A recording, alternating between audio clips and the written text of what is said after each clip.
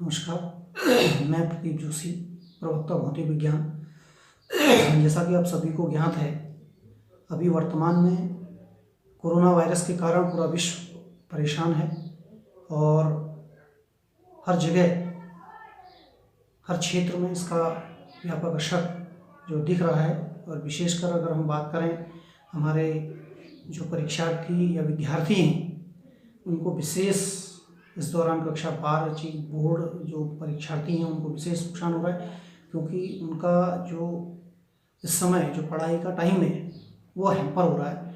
और आने वाले समय में भी कब तक बंद रहेगा इसका कोई भरोसा नहीं। तो 15 मई तक, जैसा कि आप लोगों को पता है कि सरकार ने भी 15 मई तक शिक्षण संस्थाएं बंद की। तो इसकी वजह से एक बहुत बड़ा नुकसान हमारे जो बोर्ड परीक्षार्थी हैं, जो कक्षा 12 और 11 के परीक्षा 12 और 10 के परीक्षार्थी हैं, उनको होने जा रहा है। तो इसको कम करने के लिए, ताकि बच्चे का एक टच में बच्चा रहे और उसकी पढ़ाई छूटे ना, उसके लिए हम कोशिश कर रहे हैं कि हम बच्चों तक सोशल मीडिया और ऑनलाइन माध्यमों के द्वारा बच्चों तक पहुँचें और उन बच्चों तक को एक जो पढ़ाई का जो गैप हो रहा है उसको पूरा करने का हम प्रयास कर रहे हैं। तो इसी के तहत जो प्रथम जो मेरा ये पहला लेक्चर है, उसमें मैं आप लोगों को जो कक्षा 12 की भौतिक विज्ञान है उसके बारे में एक सामान्य जानकारी, एक इंट्रोडक्शन उसका देना चाहूँगा। क्योंकि जब तक हम विषय के बारे में, कि जो विषय हमने पढ़ना है उसका स्ट्रक्चर कैसा है, क्या चैप्टर्स हैं और क्या उसका मार्क्स डिवीज़न है और हर चैप्टर का क्या वेटेज है, जब तक ये हमको पता नहीं होगा तो हम उसके बारे में बहुत अच्छी स्टडी नहीं कर सकते।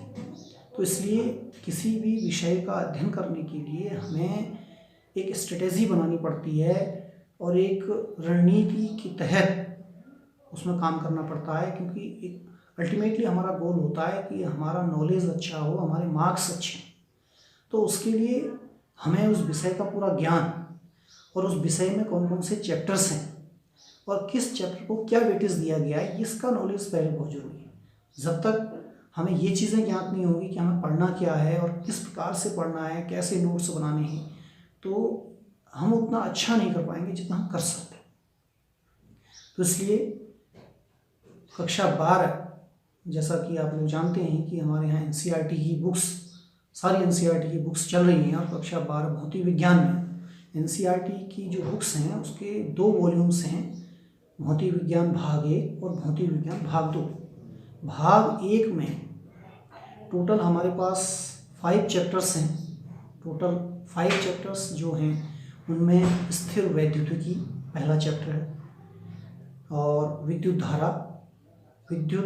धारा का चुंबकीय प्रभाव, विद्युत चुंबकीय प्रेरण तथा विद्युत धारा, विद्युत चुंबकीय तरंगें, प्रकाशिकी ऑप्टिक्स, द्रव्य की द्वैत प्रकृति ड्यूअल नेचर ऑफ लाइट, परमाणु तथा नाभिक, इलेक्ट्रॉनिक युक्तियाँ, संचार व्यवस्था।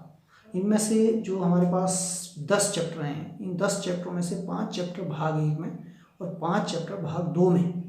और विशेष एक खासियत यह है कि इस बार जो चैप्टर नंबर 10 है वो चैप्टर नंबर 10 हमारा कोर्स से हट गया है।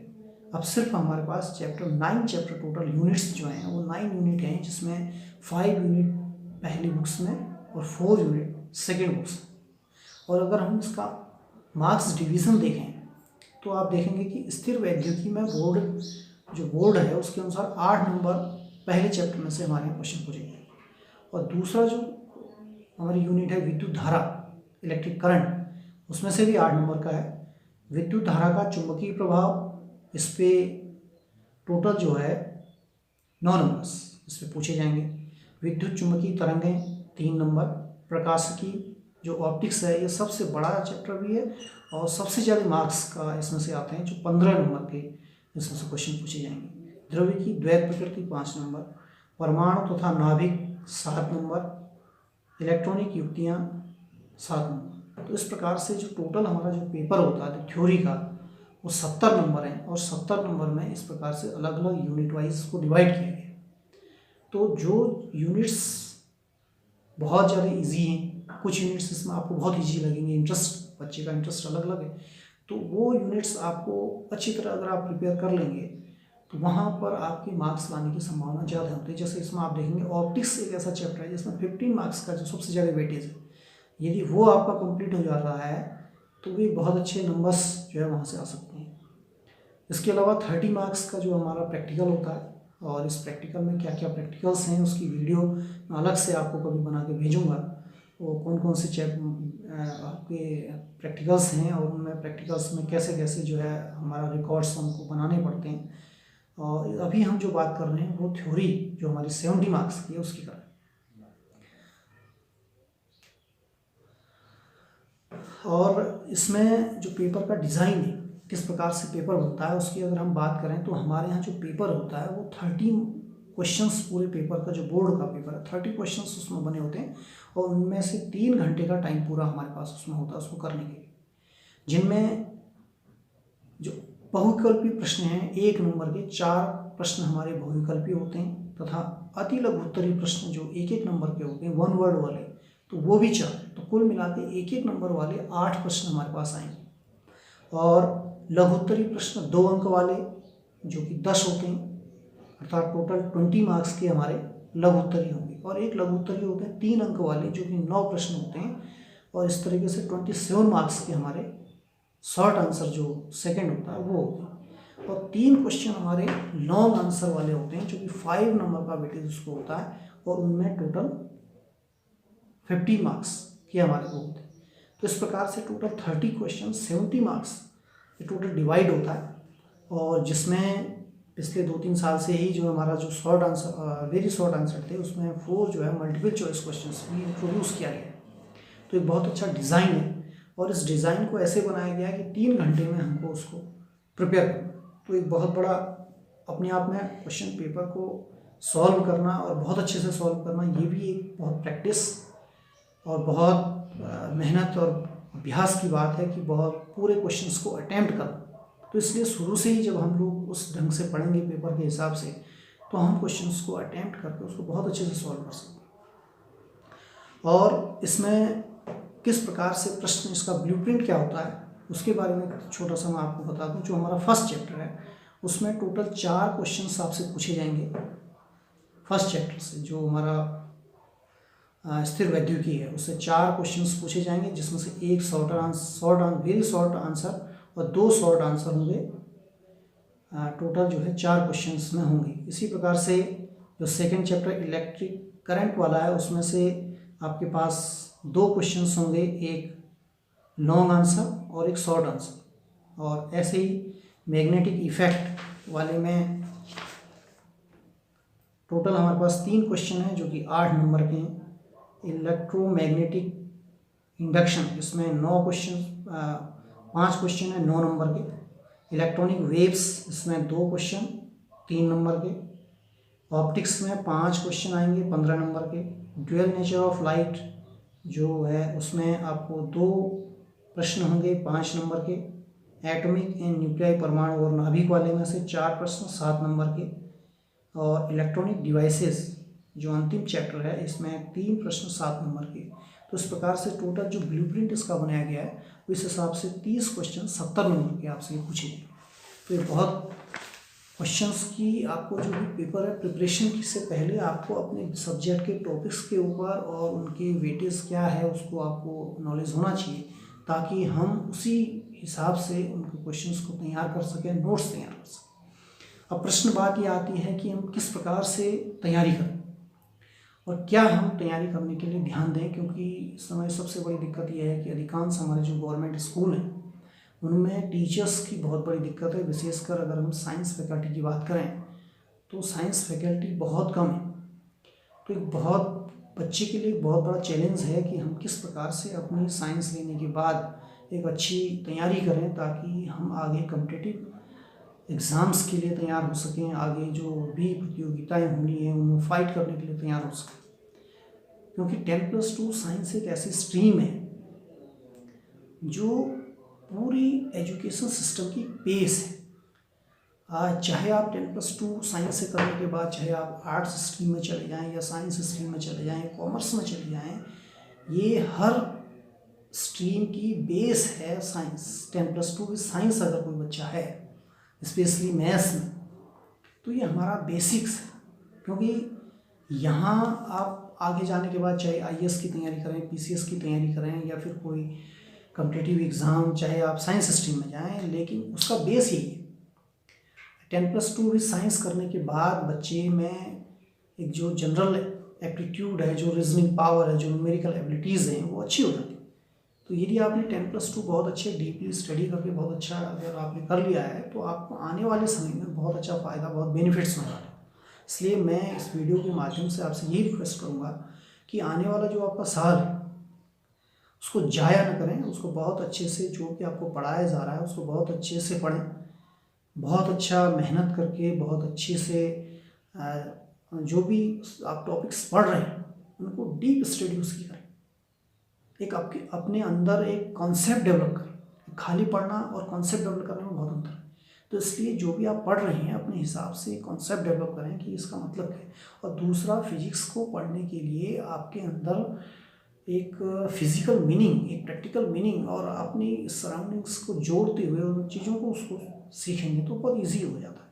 क्योंकि फिजिक्स में जो भी चीज़ें हैं वो हाइपोथेटिकल नहीं। मैथ्स में और फिजिक्स में थोड़ा सा ये अंतर है कि मैथ्स में चीज़ें हाइपोथेटिकल हो जाती हैं, वहाँ आपको मानना पड़ता है। लेकिन फिजिक्स में जो भी चीज़ें हैं वो प्रैक्टिकली हैं, वो आपके पास हैं, वो कोई हाइपोथेटिकल चीज़ नहीं है।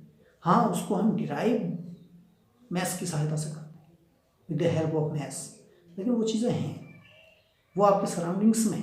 तो उससे रिलेट करके यदि आप पढ़ेंगे, उनके कॉन्सेप्ट बना के अगर आप पढ़ेंगे तो बहुत इजीली आप जो है फिजिक्स को पढ़ सकते हैं। बहुत अच्छा चैप्टर, आप बहुत अच्छा सब्जेक्ट जो फिजिक्स लगेगा।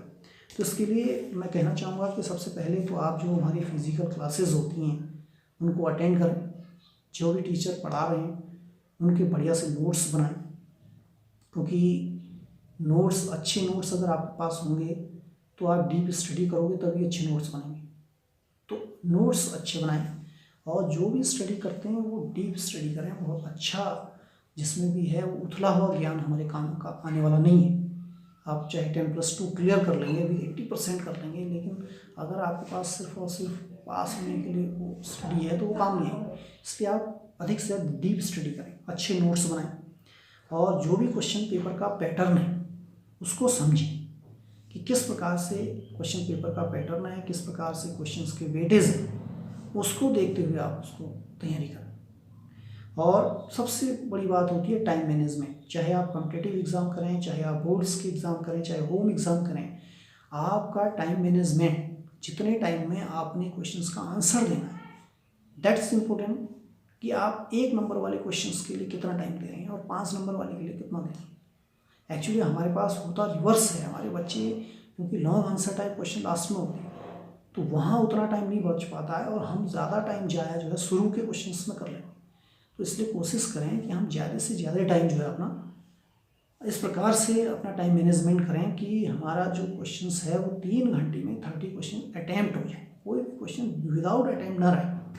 तो ये टाइम मैनेजमेंट बहुत जरूरी है। और सबसे बड़ी बात है कि स्पीड और एक्यूरेसी, स्पीड भी आपकी अच्छी होनी चाहिए और साथ ही साथ गलत भी नहीं होना चाहिए।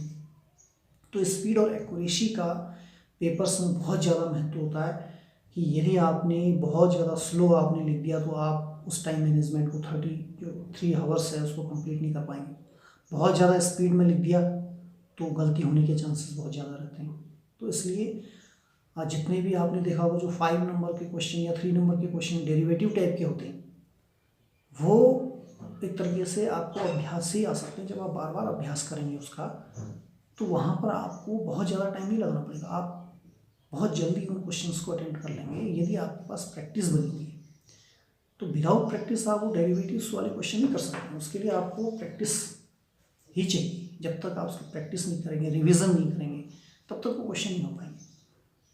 और सबसे बड़ी बात यह है कि न्यूमेरिकल्स जो प्रॉब्लम्स हैं, बोर्ड में तो न्यूमेरिकल्स प्रॉब्लम बहुत कम आती हैं, लेकिन जब आप देखेंगे कॉम्पिटिटिव एग्ज़ाम वगैरह में देंगे, चाहे नीट का दें, चाहे आप चाहे इंजीनियरिंग्स के टेस्ट दें या IEEE के दें, तो उसमें चाहे आप उसके दें, तो उसमें आपको न्यूमेरिकल्स बहुत ज़्यादा आएंगे। और न्यूमेरिकल किसी भी टॉपिक को बहुत अच्छी तरह समझने के लिए न्यूमेरिकल किसी भी चैप्टर को अंडरस्टैंडिंग उसकी डीप बनाने के लिए बहुत ज़रूरी है। जब तक आप न्यूमेरिकल नहीं करेंगे तब तक आपको सब्जेक्ट के फॉर्मूले क्या हैं, उस टॉपिक के फॉर्मूले क्या हैं, उस टॉपिक को कैसे मतलब क्या क्या चीज़ें हैं उसमें, उसको समझने में तब तक आप नहीं समझ सकते हैं जब तक कि आप उसके न्यूमेरिकल्स नहीं करें।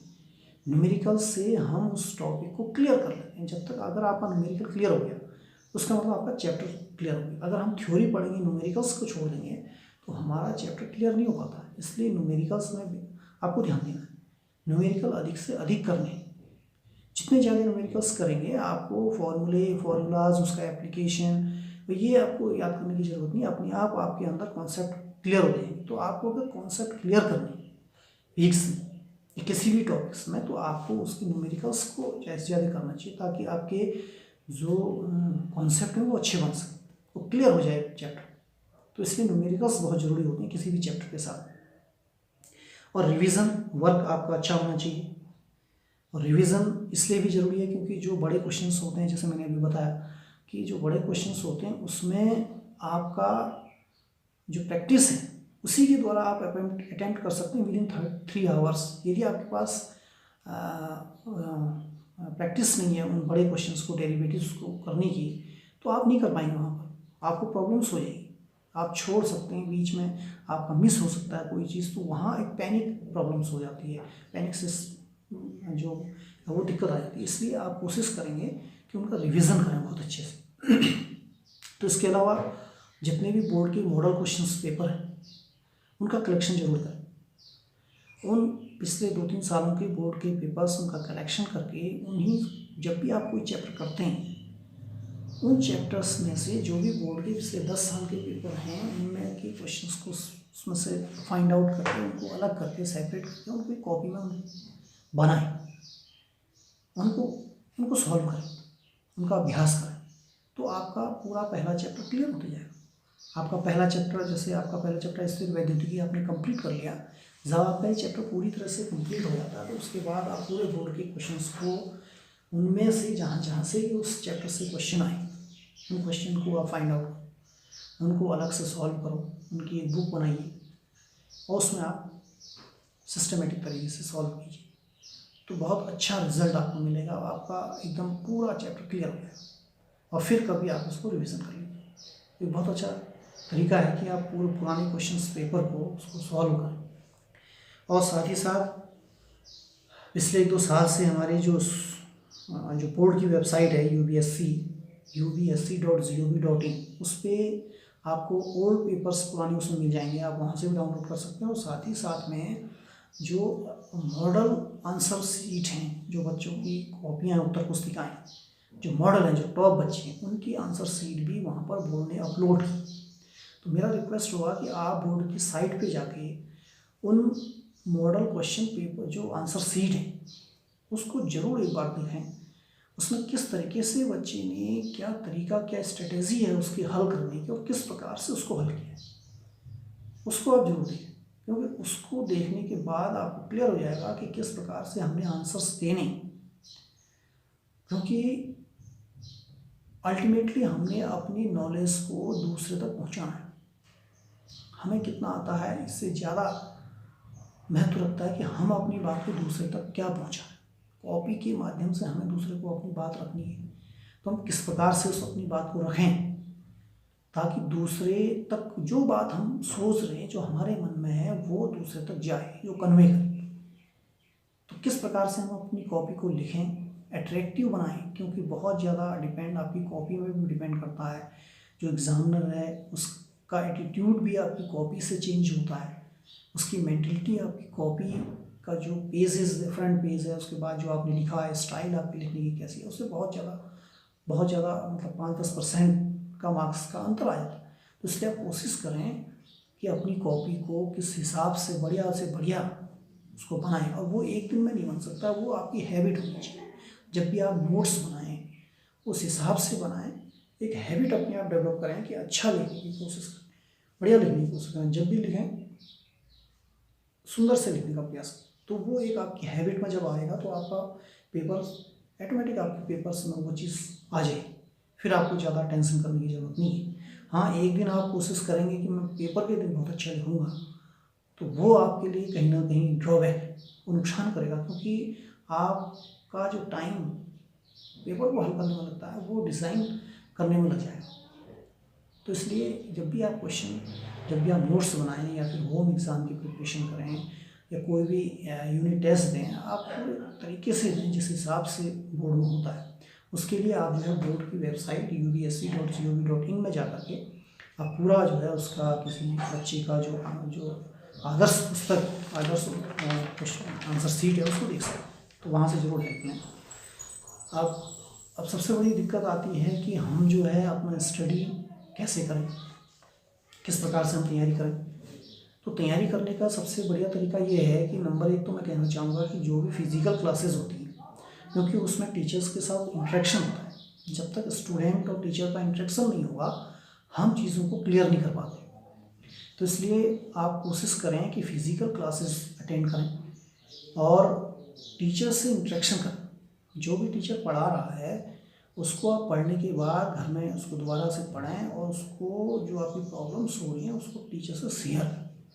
वन वे टीचिंग अगर हो रही है तो वो स्टूडेंट के लिए बेनिफिशियल है। तो इसलिए आप कोशिश करें कि टीचर से फिज़िकल क्लासेस में इंटरेक्शन। इसके अलावा पढ़ने के लिए यूट्यूब चैनल या फिर सोशल मीडिया जैसे फेसबुक या फिर इंटरनेट के माध्यम से भी हम जो है अपनी पढ़ाई को जारी रख सकते हैं। यूट्यूब चैनल में हमारे यहाँ ज़्यादा दिक्कत यह है कि जो मीडियम्स की प्रॉब्लम है उसमें ज़्यादातर जो हमारे यूट्यूब चैनल हैं वो इंग्लिश मीडियम के चैनल हैं। इसलिए एक मैं यूट्यूब चैनल आपको रिकमेंड करूँगा, जो प्रदीप क्षेत्रपाल करके एक यूट्यूब चैनल है जो फिजिक्स में हिंदी मीडियम में पढ़ाते हैं, तो वो आपके लिए हेल्पफुल हो सकता है। तो मैं रिकमेंड करूँगा कि आप लोग उस चैनल को सब्सक्राइब करें, प्रदीप क्षेत्रपाल। उसका लिंक मैं आपको भेज दूँगा और साइड में आपको उसका यूट्यूब चैनल भी दिखाई दे रहा है, तो उस यूट्यूब चैनल से आप हेल्प ले सकते हैं।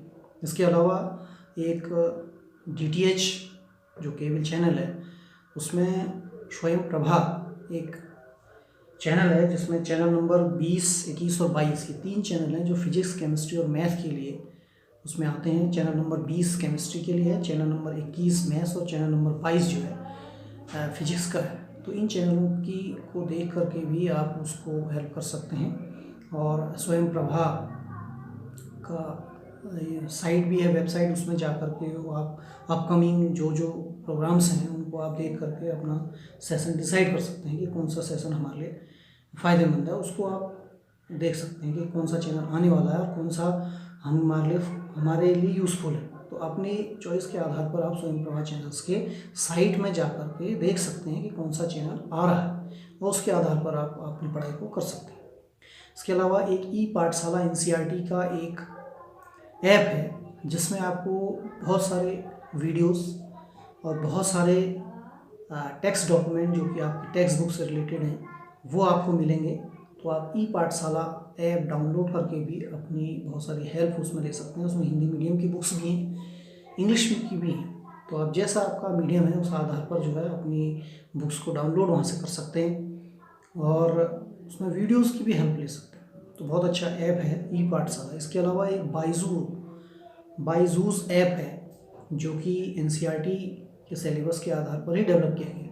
ये इसकी सबसे अच्छी खासियत है कि इसमें बहुत सारे जो है ऑनलाइन क्लासेस आपको वहाँ पर मिलेंगी और इसके अलावा आपको वहाँ पर बहुत सारे वीडियोस मिलेंगे। लेकिन थोड़ी सी प्रॉब्लम बायजूस में ये है कि वहाँ पर जो हमारा मीडियम है वो इंग्लिश मीडियम है, लेकिन फिर भी मैं आपसे ये रिकमेंड करूँगा कि आप उसको समझें, कोशिश करें, देखें, ताकि आपको कुछ ना कुछ उससे आपको हेल्प मिलेगी। इसके अलावा खान एकेडमी एक वेबसाइट है जिसमें भी आपको 10+2 की जो वेबसाइट है उसमें आपको बहुत सारी चीज़ें मिल सकती हैं। इसके अलावा हमारे स्कूल का भी यूट्यूब चैनल है जिसका मेन पर्पज़ यही है कि उसमें हमने हिंदी मीडियम के बच्चों के लिए, जैसे हमारे जो बच्चों का स्टेटस है और जो मेंटल स्टेटस है उसके आधार पर हम कोशिश कर रहे हैं कि अपने लेक्चर्स, अपने स्टाफ के लेक्चर्स हम उसमें अपलोड करें। तो एक यूट्यूब चैनल हमारे स्कूल और जो विद्यालय है उसका भी बना हुआ है, जो कि मॉडल स्कूल JIC पार्टी करके एक चैनल है, उसको आप लोग अधिक से अधिक सब्सक्राइब करें, लाइक करें, ताकि जितने भी वीडियोज़ हम लोग अपलोड करें वो आप तक पहुँच सकें। और इसके अलावा एक फेसबुक पेज भी हमने बनाया है मॉडल स्कूल JIC पार्टी करके, उसमें भी हमारे जितने भी मॉडल्स, जितने भी हमारे लेक्चर्स होंगे, हम कोशिश करेंगे कि अपने उस पेज में भी उसमें अपलोड करें, तो वहाँ से भी